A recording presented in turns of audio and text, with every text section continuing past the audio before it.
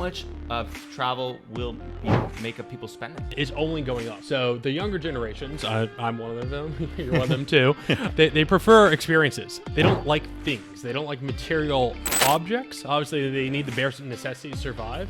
During COVID and coming out of it, the resurgence in travel was U.S. focused. Very few people are traveling internationally. A lot of people are traveling domestically, maybe to Hawaii, maybe to the Caribbean islands, Mexico, Canada, that sort of stuff. But very few are taking long-haul flights because obviously longer you're in a plane, like people are concerned about catching COVID. Like you're on the plane for longer. Now that's completely flipped, right? People are over COVID. They're willing to be on the long-haul flight. So it's not just Europe. They're going to Asia now. Everyone's trying to be WeChat. The most successful super app or mega app, whatever you want to call it, of all time has been WeChat.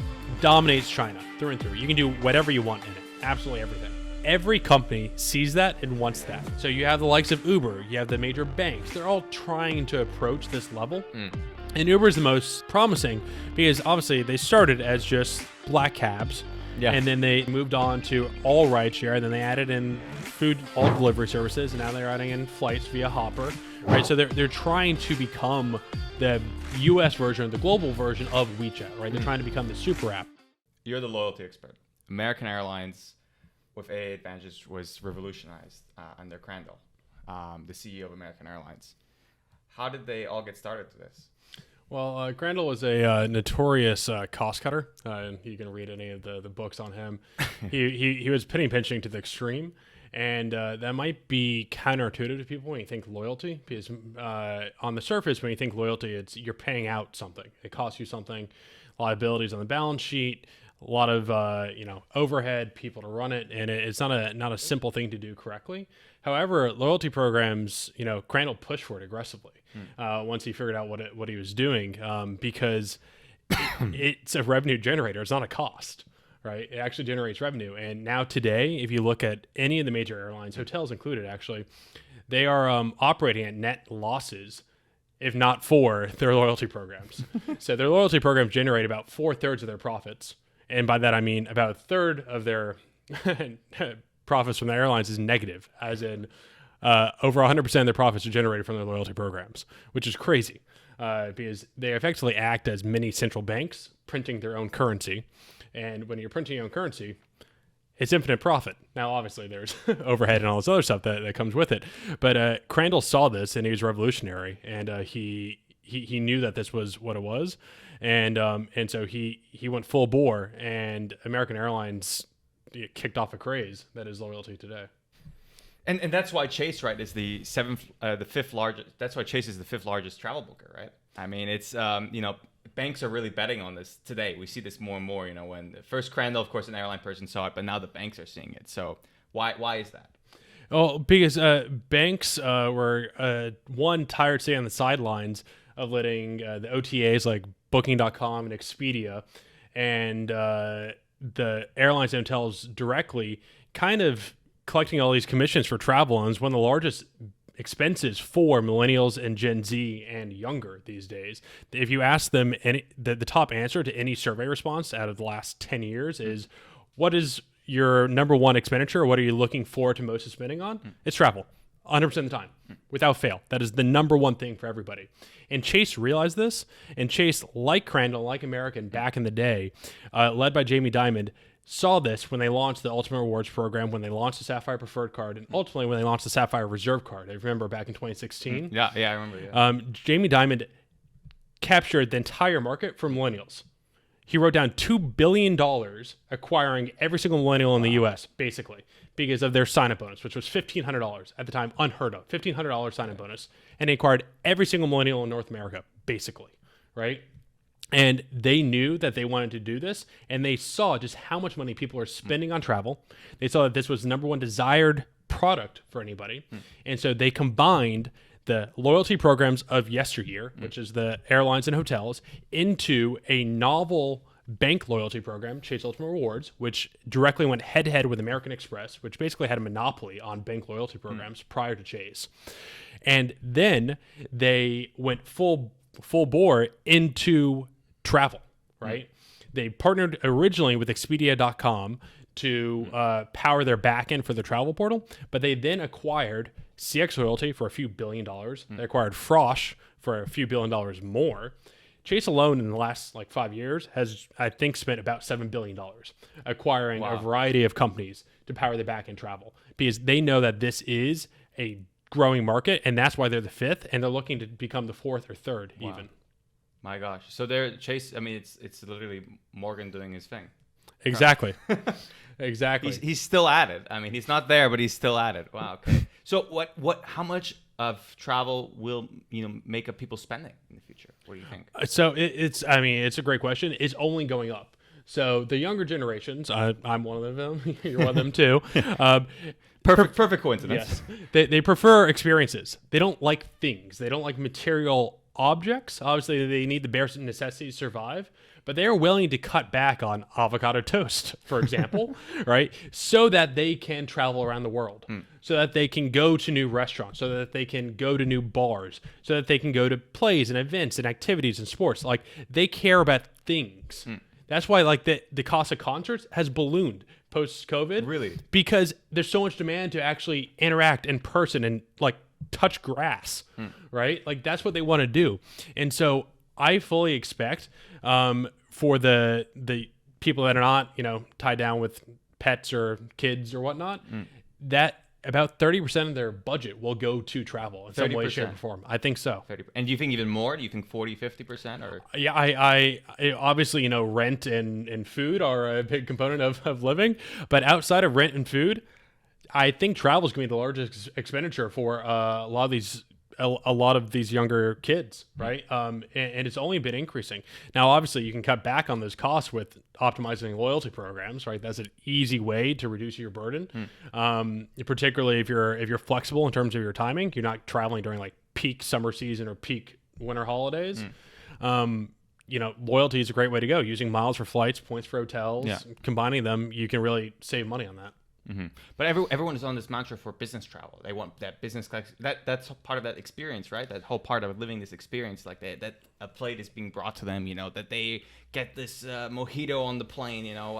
That's part of it as well, right? 100%. So the blending of business and leisure is something that has only happened as a result of COVID. It's like born out of the ashes that is COVID, because yes, there were digital nomads. Like we've known about that for a while. Again, our generation invented that kind of to a degree, because all you need is an internet connection, a laptop. And if you're a consultant or like an IT person or like an engineer, you can do that pretty much in the world as long as you have stable internet connection, right? Now, the ability to do that, like jobs are limited because they weren't allowing you to work remotely, right? So you needed the employers to get on board. That happened from COVID because obviously they were forced to. If they wanted to stay in business, they had to allow people to work remotely. And now you're seeing those knock-on effects of allowing people to be digital nomads full time. But that's now trickling down into traditional business and corporate roles. So employees, say you're an employee of Bank of America, right? Yeah. You're an investment banker or something, right? Yeah. And you have to go to London every few months for whatever, and you're there Monday through Friday. Traditionally, you would come in like late Sunday night or like early Monday morning, whatever it is, and then you would fly out Friday night. But what you're seeing is people are now starting to take their family, their kids, their fiancés with them. Kids on these trips. Well, not to work, but like on these work trips, right? And so because they're being put up in a hotel, that's already paid for. The bank doesn't care if there's another person in the room or not, right? Their hotel's paid for. Yeah, they won't pay for your flight, but these people that have been traveling, they have status with airlines and hotels. They have points and miles with airlines and hotels. So they're flying their significant others over with points and miles, right? And then they're thinking of extending the trip. They're like, oh, I will love to be in London for a few days over the weekend, right? I'll come back to work Monday. That's great. Or you know what? I'll hop on the Eurostar, go to Paris, stay there for a few nights, and then I'll fly back from Paris. Either way, they're doing that on their own, either with cash or with points and miles, because they want to experience that. They're already over there. The expensive part's already done. Half the trip's paid for already by their employer, right? So why not experience that with the person they love? And they're saving money at the same time, right? Because a lot of these places are not as expensive as what you have in the US. At least this is from the US consumer's point of view. Well, 100%. I mean, unless you're there in like peak season, which is like summertime in Europe, right? If you're there for work in the middle of November, Yeah, it's significantly cheaper, Yeah. right? Particularly if you're there over U.S. holidays. So I'm talking like President's Weekend or MLK or Thanksgiving or any of those, right? Generally, it's actually very, very cheap to be in Europe because the Americans are all busy traveling around the U.S. And that proves that point, right? That demand in the U.S. was down this summer. Everyone was in Europe or everyone was abroad. Like, no, like the prices, like, were still the same. I mean, demand was just down for travel in the U.S. Well, 100%. So during COVID and coming out of it, the resurgence in travel was U.S. focused, right? Very few people are traveling internationally. A lot of people are traveling domestically, maybe to Hawaii, maybe to the Caribbean islands, Mexico, Canada, that sort of stuff. But very few are taking long haul flights because obviously longer you're in a plane, like people are concerned about catching COVID. Like you're on a plane for longer. Now that's completely flipped. Right, people are over COVID. They're willing to be on the long haul flight. So it's not just Europe. They're going to Asia now too, right? They're going to Australia. They're going to Japan. Like they are really looking into it, and that's why you're starting to see the airlines also release these much longer haul flights that they've been postponed or delayed almost indefinitely during COVID. Yeah, like the New Zealand stuff. I mean, it's and a lot of Exactly. South America stuff. It's crazy. This especially this winter that's beginning now. But how much more do you see that people spend when they have loyalty, when they're traveling more? How much more do people spend when they travel? That's a great question. So those numbers are under lock and key from the hotels and airlines and banks. But I mean, if I was to make an educated guess, I would say it's somewhere in the 40% range. I think it's that much higher. Wow. The reason for that is because you get, as you said, like, your free drinks, you get your free upgrades. So on American Airlines, for example, I know we're talking about it. I'm an AA loyalist, have been for a long, long time. Which right? they just won the TPG awards for being the best freaking flight. And in your opinion, that is the best. Yeah. So I mean, ultimately, it depends what you need, right? Each airline has its own perks and downsides. Like there's no one that beats everything. Then we would all be on it, I think. Yes, exactly. Delta is historically favored by business travelers for U.S. domestic because their on-time percentage is the best, right? And when you're traveling for business, you care about getting to where you need to go on time without having to deal with delays. That's the number one thing. And Delta excels at that, right?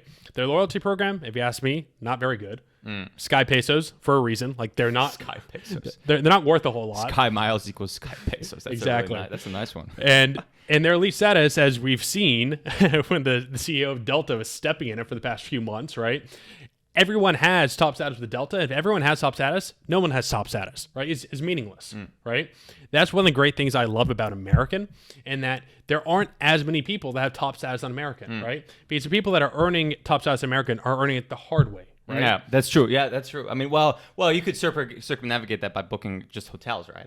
You could, yes. You could book just hotels. American Airlines recently revamped their program, so it's very dollar spend heavy. Yeah, that right? is. Yeah. So it's based on credit card spend. It's based on hotel spend. If you're spending through the travel portals or their like e-commerce portals, like all this other stuff. Like there's a variety of ways to earn it. But at the end of the day, it's showing those who are committed to American, right, will give you top status. And so what I like about it so much is there aren't as many people up there. So I'm upgraded more often than not. Really? Right? And I have plenty of friends who are diamond level at Delta. They haven't been upgraded in like 6 months. Right? Oh my. Which is crazy. And so at that point, you're asking yourself, why am I bothering with top Delta status? Because at the end of the day, their miles are worthless, right? So you would do it because you want status, right? Theoretically. And with American, actually, their miles, I think, are some of the best mileage programs out there in the U.S., probably second only to like Alaska. Ultimately, what makes Alaska better than America? So Alaska just has better redemption rates for a lot of the international carriers, particularly for premium services, so business or first class. So like the whole thing with the Starlux, right? That's like exactly. I mean, that's incredible. Yeah. So like you get better rates on like if you're trying to fly Emirates first class or like Cathay. Alaska is always a little bit cheaper. Now earning Alaska miles is significantly harder because no one transfers Alaska unless you have Marriott, right? That's the only way to do that. Or you can earn via their credit card or flying Alaska. And if you're not in the Pacific Northwest, kind of hard to fly Alaska regularly, right? They are part of One World. They are partners with American, which is great. But if you're like me, you're in the Northeast, like Americans is one of the ways to go, I would say, because their miles are worth a lot more so than United or Delta, I would say, out of the big three. And they treat their elites well. That's why you are revolutionizing the way people spend points with, and cash on hotels and airlines. at Odin and AWAYZ being your hotel, Odin being, I guess the bigger group of it all. Yeah. How are you doing that? So today, we have every single major hotel on AWAYZ with points pricing. That's in the local currency. So for Hyatt, Hilton, for example, points as cash pricing. So that's from the banks when you're redeeming your points as cash, obviously, and the transferable rates. So from the banks when you transfer it to the local programs. We also, in Alpha for the AWAYZ on flights, we have 8 of the majors already, right? So that's Delta, American, United, Alaska, JetBlue, Hawaiian, Air Canada, Virgin, and BA's coming in soon.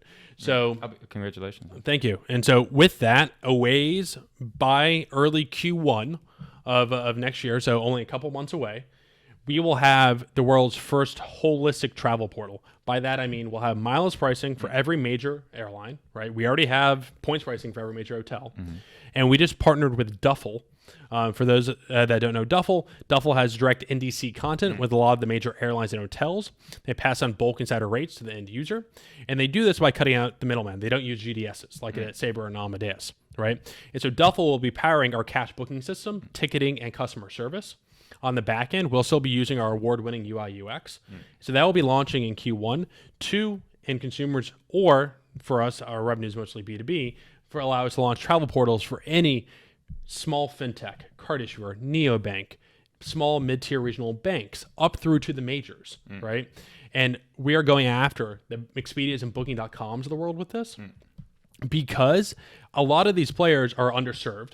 Expedia and Booking.com have a 6-month wait list to even start integration. They then take a further 6 months or more to integrate. The customization options are limited. They then also charge anywhere from $10,000 to $50,000 for the pleasure of renting their program to you, right? It's nuts. $10 to $15, $10,000 to $50,000 a month $10,000 to $50,000 to rent their program. They call it maintenance fees. It's absolutely absurd. So the way that we have it set up is it is a pure profit generation for our partners, right? We have a small setup fee and a small monthly maintenance fee as well, but those are taken out of the net rev share of the commissions that we're sharing each way. So our partners don't pay us anything, right? Provided that they're generating, conversions, which obviously is the idea for everybody, right? And so it's pure profit for them at the end of the day. Wow. So it's a no-brainer. We are fully customizable, right? We provide every loyalty service and major program in there for them if they want it, or if they have their own partners, we're able to customize it to just their existing partners. However they want to do it, we can do it any which way. And we've already signed up 3 major fintechs that are looking to be our early launch partners. So it's quite exciting. Built is one of them. So with Built, we are already live in Built. So we're live in their app and their website today. We're powering their hotels arm, right? So we have the live points pricing for hotels. As everyone knows, they recently added Marriott. So right now it's ISG, Hyatt, and Marriott. We'll be able to support any future hotels down the road. But there are many players that are not unlike Built that are currently partnered with the likes of Expedia or Booking.com that are unhappy with their partnerships. So yes, initially we're going after the fintechs and banks that are not currently served by Expedia and Booking.com, because replacing existing entities is always much more challenging than starting fresh, right? However, there is a laundry list of current partners of Booking.com and Expedia that are not happy by the lack of customization, the lack of customer service, the lack of bug fixes, the lack of stability, the overall cost, the low end commissions, like the list goes on, right? And they are low hanging fruit for us to go and replace. So not saying that, the company that you mentioned is one of those potentials, but they could be. And that, how does that compare with that just continues shows that they're really concerned about this whole aviation, entering the aviation industry. I guess someone in aviation, I don't get it entirely. Why does a fintech want to enter the aviation industry for this way? Is it purely the travel side, or is it because there's what are the values there to it? So it's a flywheel effect, right? So the first thing is obviously the reason why it's the same reason why Chase got into it, right? It's tapping into travel revenue, right? If you're a cardholder of Bank of Nebraska, which I'm not sure if it's a real bank, but let's pretend it's a real bank, right? I can imagine. If you're a cardholder from Bank of Nebraska, you do travel. It might not be international all the time. It might only be domestic. You might not be flying per se. You could be driving around and staying in motels on the side of the road or whatever it is. You are doing some form of traveling, right? And that bank would like to get a cut of it, right? And if they could make your life easier, that travel booking experience easier, give you maybe some additional perks with it, something to make your life better, or help you redeem points and miles that you already have from other programs to reduce the costs. Either way, the bank wants a cut of that revenue, right? Yeah. And so that for them is very low hanging fruit. But by then locking you in and taking cut of that revenue by helping you book, right? You are now on their platform. By you being on that bank or that fintech's platform, right? You get to see their other products, or they can target you for the other products. Because generally, there are products that are much higher margins than your standard credit cards, right? Yeah. There's mortgages, there's car loans, wealth management, whatever it may be, additional checking accounts or savings accounts, right?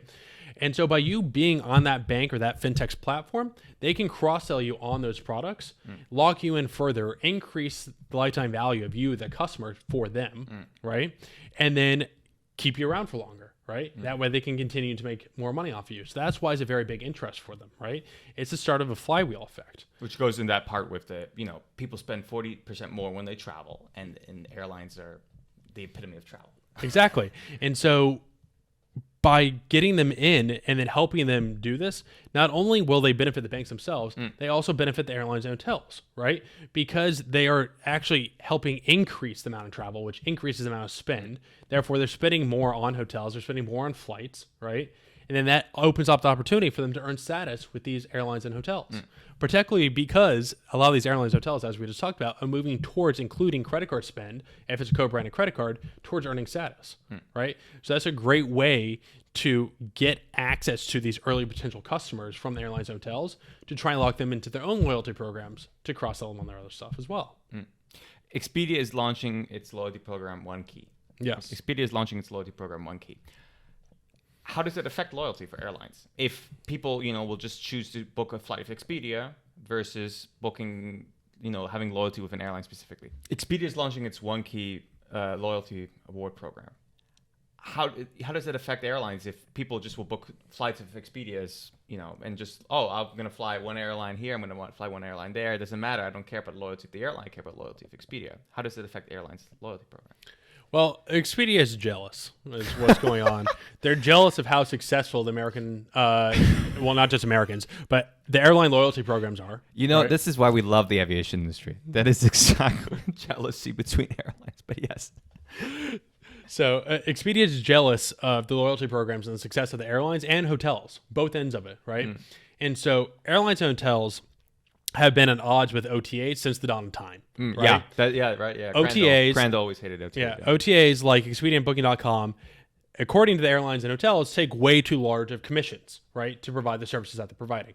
So the airlines and hotels are always angry about how much they have to pay out to acquire customers via these OTAs, right? And so in recent years, what airlines and hotels have tried to do is they've tried to go direct to the consumer, right? Yeah. They've offered discounts by booking directly with them. They've offered increased payouts on mileage or elite earning for status or nights or whatever it is, right? And by that control side, I guess. Exactly. By controlling the end consumer, they then bypass the OTA so they don't have to pay out sky-high commissions, right? And so it's been this tug of war.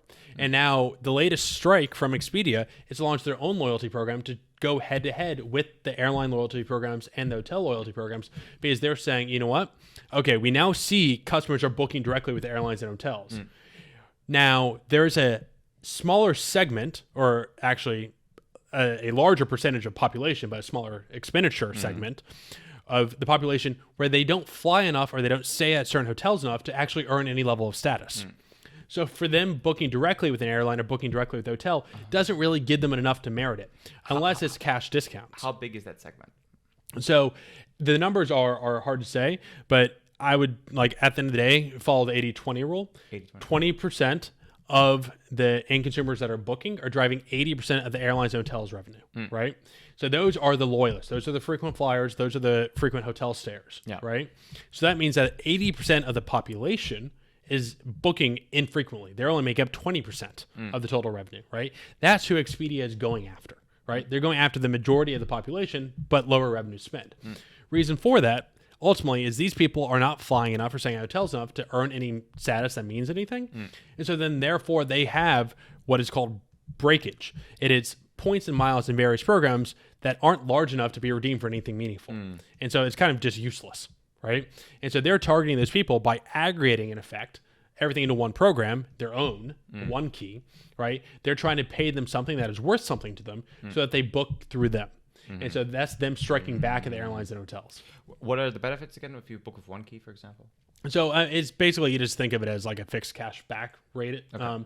So they have their own like points, but I'm using air quotes here because points in the OneKey sense don't really mean anything. Like you earn enough of them, then you can get a free night at a hotel or you get discounts on flights, whatever it may be. That's it. Like it's in effect a fancy cash back program. They do have tiers though, right? There are hotels that participate in their OneKey program where if you have stayed enough nights or spent enough money on flights or whatever it may be, you get potentially free upgrades or early check-in or late checkout or free breakfast, like a variety of standard perks that you would see at any other hotel chains.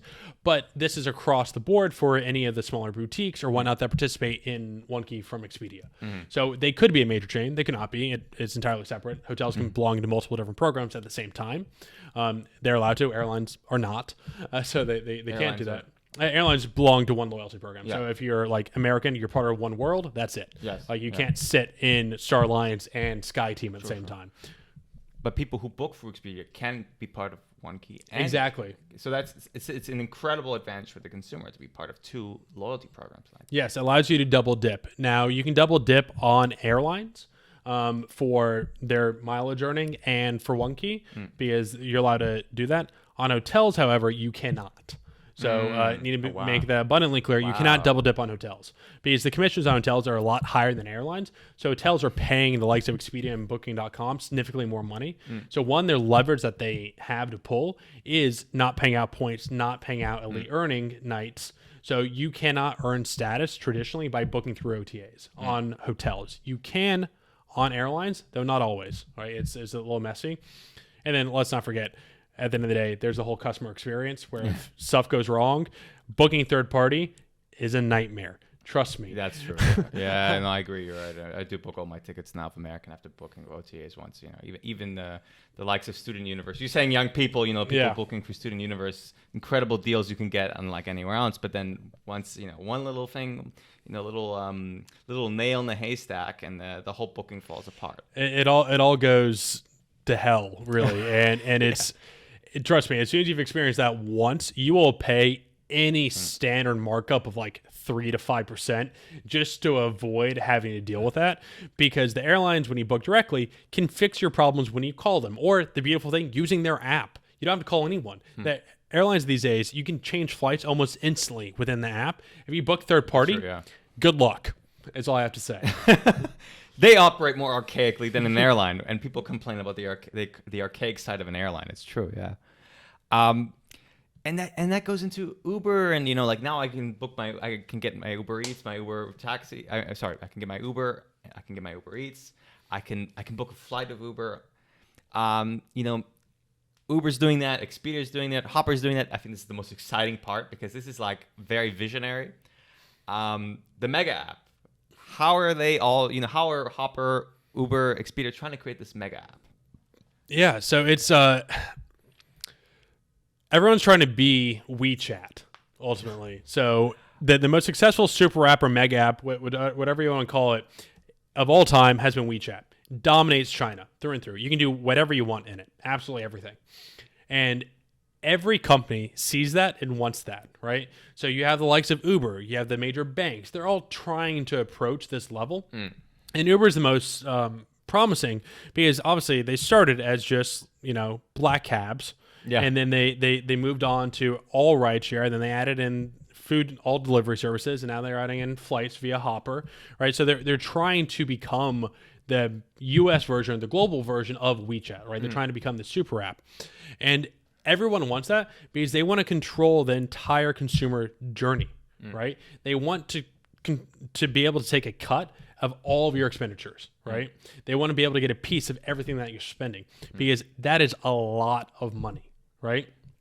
And it's not possible to do this without travel Because as we said, travel is such a large percentage of the younger person's expenditure that if you're trying to be a mega app or a super app, you need travel by definition. You cannot do it without travel, right? And so that's why Hopper and Expedia and Booking.com are pushing into these apps, and they're trying to stay entrenched in the major banks because they are aware that's where the money is going, right? And that's where people are spending. And so it's creating this drive and this push to be the all-in-one destination because people are tired of having 200 apps on their phone, right? Yeah, that's right. Yeah. It's an absolute nightmare. And so they want to have one place where they can go to where they can get everything that they need, right? And on the company side of it, that amount of data, that control, that the analytics that they can run on the consumers to better target them, it's a massive profit driver, right? So this isn't just, the banks and the likes of Uber, like Amazon, for example, right? Everyone buys everything they need from Amazon online for, like, we're talking daily goods. Now they have Whole Foods, so they get your groceries from there. They have Prime Video, so you watch their streaming services, right? Like, they're expanding all over the place, right? Apple doing the same thing, obviously not on the shopping end, but like from the electronics side, they're streaming. Their subscriptions, the news, like the list goes on. So they're all trying to dominate and carve out their cut of your wallet, right? And this is the best way to do it. And not only through, like, I guess, a way that, you just small payments that, the flexibility of just, you can cancel anytime and all that. And this, I suppose this, there's the side of that, there's a physical side. Uber, you fall in love with it because you get into something and you touch it, you feel it. I mean, I don't feel the back of my seat every time on purpose, but point is that you feel this. And Apple is saying with it, anything physical then can go into the I guess the mental visionary side. Exactly. I mean, that's what made, like, Amazon so brilliant. 2-day shipping, whatever you wanted, to your doorstep, 2 days. You get a brown box, right, with all of your shit inside, right? Yeah. It's beautiful. And then they went with that and they ran. They literally, yeah. Bezos is celebrating all that, that feeling of that. I guess he really went onto it with that physical side, and I guess we're all following that now. Exactly. It's everyone's chasing after this super app dream, and will one of them become the next WeChat for the US or globally? I'm not sure. I think that WeChat was at the right time in the right place and the first mover advantage and played to their strengths. Now there's too much competition out there, but they will definitely grow market share, undoubtedly. That physical part, though, really plays an element because you see it with Capital One opening up. They have the card, and you have I'm not sure which card it is, but you have one card, and you can go to a lounge. Yeah, it's the Venture X card. So Capital One has been, I personally think, absolutely crushing it from the fintech side because they have 11 lounges now across the country. It's incredible, the growth in that, and you see it. Yeah, they're going head to head with American Express, right? So American Express has the Centurion lounges, top quality lounges, absolutely love them. But yeah, Chase is now getting in on it. But Capital One, they really have honed in on what millennials and Gen Z want, right? They know how to go after that demographic because they learned by watching Chase, right? So now they're taking Chase's playbook and using it against them, right? So it's not just Amex and Chase in the foray for the major banks, right? Capital One is right up there with them, right? Citi's going to be trying to get back into it, right? Yeah. But right now, Capital One is going toe-to-toe with the majors. And yes, their lounges are awesome. Their Venture X card, real simple, beautiful, catchy. People absolutely love it, right? And this is because Capital One's been making very, very strategic acquisitions to provide tailored experiences for their cardholders. And as we said earlier, the younger generations care about experiences, right? And Capital One is well aware of this. So they are making those targeted investments. They're not as large dollar-wise as what Chase and Amex have been making. But in terms of number and volume, probably actually a larger number of companies that they've acquired. Definitely not dollar-wise, but they are really, really investing and pushing for that because they understand what the younger generations want and need. And that everyone's going for lounges. Everyone's going towards the mega app loyalty side. What are other ways to differentiate in the loyalty space. So it's curated experiences, right? And I'm sure a lot of people have seen this. Like if you have a MasterCard or a Visa, like there's a generic like, oh, MasterCard experience, like eat at this fancy restaurant or something like that. I'm not talking about that, right? That's a little overplayed and it's not as specific or targeted for individuals. But I'm talking like a curated concierge where you book your trip through a Capital One travel portal or the Chase travel portal, right? Now, Chase, if you have, or Capital One, if you have an ultra premium card, they now know where you're going. You book through the travel portal, right? They have your itinerary. You have your itinerary. They should and will, I know this is coming from all these guys, be able to contact you, right? Either via app or email or whatnot, saying, hey, saw that you booked this. Here's a list of recommended restaurants that you should go. We can book it for you. Or here's a list of experiences, like concerts that are going on or like sports games, whatever it is. Like these are the recommendations, sites that you should go see, right? Had that be tailored and personalized for the individual based on what they're trying to do, right? And then offer to go the extra step. Like, are you trying to celebrate something special? Would you like us to book a reservation at that like super fancy restaurant? Yeah. Right. Or would you like us to book your like train travel or like car rental, like whatever it is, right? Having it be personalized and not just generic, because if it's generic, like those other targeted ads are, right? It's not helpful at all. And so that's what's coming next, right? Is tailoring it and personalizing the recommendations, right? Or say, for example, you've booked your hotel, right? Through their portal, and you haven't actually attached your loyalty number to it, right? Or they're part of a program and you haven't even signed up, right? Imagine if you were to get an email or a text saying, hey, by the way, you're staying at this hotel. You should sign up for the loyalty program because you're missing out on all these points and this additional status, right? That does happen. Yeah, I've seen this. Like, a couple of them, yeah. That is helpful. Like that is real value add. And so that's what they're going to be pushing towards in the near term future, right? That's a lot better and more personalized, right, than a generic lounge. Yeah, totally. That makes sense. So the lounge is just a temporary thing that sort of it's like a boom and bust. There's lounges are definitely getting more crowded, right? Because the demand is there. People want lounges. Originally, when people were flying back in the day, lounges were only for like the elites, right? Or like the upper class that had the money to spend on it. Everyone else is kind of sat in airports, right? Now lounges are for pretty much every person that has some sort of a credit card at this point, right? Yeah. And everyone now feels entitled to a lounge, which they should, right? Lounges are very nice. They are now overcrowded as a result, though. And so, like the American Centurion at the American Express Centurion, everyone's just there's a line of 30 people. Exactly. It's absolutely nuts. And so I think it's great that there's a lot more competition for these lounges that they're building, so there's more offerings so that everyone can get a taste of it. But lounges are table stakes. Right? That is the bare level of what people are expecting these days. So to quote unquote compete, that's just getting on par, right? That's not differentiating yourself. Having a nice lounge, so what? Everyone else has a nice lounge. What else are you going to give me? Right? That's what they're competing on, right? And it goes back to those tailored experiences, right? Or having a nicer concierge or better customer service, whatever. There's a variety of areas that they can go into, but that's ultimately what it comes down to. And that you think goes into the part with like Aero or JSX? Do you think that's just like the next?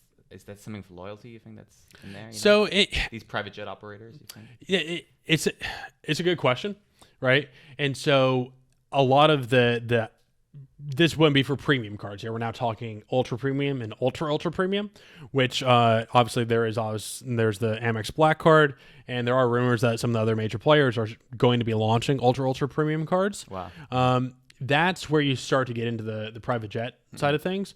We're not talking about owning a private jet. Obviously, that you don't need loyalty for owning a private jet. We have to talk about that another time, John. I think. but for private jet sharing, right? The ride share for private jets, basically. Is a very fast and rapidly growing segment, particularly for mid to later stage startups and smaller companies that definitely do not have the cash on hand to own a jet, right? But if you're flying a certain number of people, say like 4 or 5 people from the same place to the same place, right? Actually, it starts to become pretty economical in comparison to buying 4 business class seats or 5 business class seats, whatever it may be, right? And it allows you to save time because you can go point to point, right? You go straight up to the plane. You can work on the plane together more efficiently, right? So you're not losing time. So there are a lot of cost savings associated with flying private. Now, obviously, I'm not saying it's cheaper, right? It's definitely going to be more expensive. But if you have the right number of people, it starts to make sense. If it's just one person, it's never going to be cheaper, right? No. Not going to work. But if you're talking about a group of, like, say it's the founding team of a Series C startup, right? They have enough cash on hand where if they're flying to meet investors or a big client or they're trying to close a major deal and they're bringing the founding team or whoever it is, like, that starts to make sense, right? And so you have the likes of these corporate cards like a Ramp or a Brex, right? They realize this, so they're starting to get on that side. And then you also have the corporate cards from the American Expresses and the Chases, right? They are aware of this too. So those are perks that they're looking to expand and offer for these individuals, right? Yeah. And then of course you also just have the independently wealthy who like to fly private on occasion, and those would be for the consumer side of the ultra premium cards. Wow. So really, we're seeing so much potential in this space. It's incredible how much growth there is in this space. I mean, I would never have expected this. No, it's just getting started, to be perfectly honest, and we have a lot to see and a lot to come. I'm super excited for 2024. The competition's heating up, and it's great, right? Back in the day, as we said, Amex was like the main player. Then Chase kind of disrupted it. They came in. Capital One's throwing their hat in the ring aggressively. Wow. Obviously, I think Citi's going to be coming out swinging in 2024 at some point. And who knows? Like, Barclays could get back into it. And there are other players that are looking after what Bilt has done and what Brex has done to revolutionize. So Bilt's on the consumer side, right? Brex is on the corporate side, right? And SoFi is on SoFi is on the consumer side. SoFi is on the consumer. Right. And so they are giving the traditional banks a run for their money. So SoFi is a neobank, right? They're going after a lot of the standard banking side of things. Bilt is a consumer card that earns a bunch of points of loyalty. They go after the experiences that we've been talking about. They've been doing this for a zero fee card, zero annual fee, which is absolutely nuts, right? You earn points on rent. Like, the big entrenched players are keeping an eye on them, and they are wary. They are scared. They're trying to copy them because they know that they're leading. And Brex is doing very similar stuff, right? On the corporate side. And so these new upstarts are pushing the banks to increase their quality, right? There's the competition now. They can't just rest on their laurels. And so you're starting to see everyone up their game. In that part about restaurants, you made me really think about restaurants abroad, how, credit card would get with restaurants. In the domestic segment, I get that. In the US, I see it. But everyone wants this experience, this value, that experience abroad. How the heck do you get this on, like, in some other random country in the world, where you see Americans all of a sudden flooding to that, you all of a sudden get these restaurants on board of that? So it's it comes down to the quality of the concierge services, right? So American Express, for Platinum and Black Card holders, right? They traditionally have had ties into every major, like, upscale restaurant around the world. Right. So if you if you own a Amex Platinum or a Black Card, you probably know this. If you don't, then you should definitely know this now. If you have, like, high-end restaurants, sorry, you guys have been losing out on it this whole time. But if you have high-end restaurants that you want to get reservations at, call your Platinum card, right, or call your Black Card and have them make it for you. Don't try to figure it out yourself, right? They can get you tables that you will not otherwise be able to get. Now, Amex has been doing a good job of embedding these features into Resi because they own Resi now, right? And Resi is not just US based. Resi is moving into Europe and further internationally. So you can actually do it via the Resi app, right? Who does Chase own? Chase acquired the Infatuation. Right? Now, the Infatuation doesn't have direct ties into restaurants per se. Obviously, they do restaurant reviews. But if you have the JP Morgan Palladium card, which is the high-end Sapphire Reserved, or the Sapphire Reserve, you also have a concierge. Now, it's not, I'm not going to say, in terms of the restaurants, it's not all on the same par as an Amex, but it's still up there, right? They can make reservations on your behalf too, right? And then if you don't have one of these cards, the best hack, if you're staying at a hotel, ask the concierge of the hotel. Right? They know everyone. They're able to make a lot of the reservations for you, and they're going to make your life a lot easier. So you can work around it that way. But I know for a fact that the other players have acquired concierge companies to do this. And they are either country by country or they're more global. So they already have these ties into it. So you can have a US bank card, right, and travel somewhere in Europe, and that bank, their concierge, can make reservations for you internationally at hard to get places. Wow. So I guess I was completely clueless on that. I thought it would be a big hassle to do that, but wow, it's incredible. We're really in the future then. Yeah. Wow. Okay. John, thank you so much. This has been incredible. So now you know what to do with loyalty. You know how you can save and where to focus on your loyalty with which card, which credit card or which airline loyalty program to start with. So thank you so much, John. Happy to be here. Thank you for having me. Of course. Thank you so much for watching.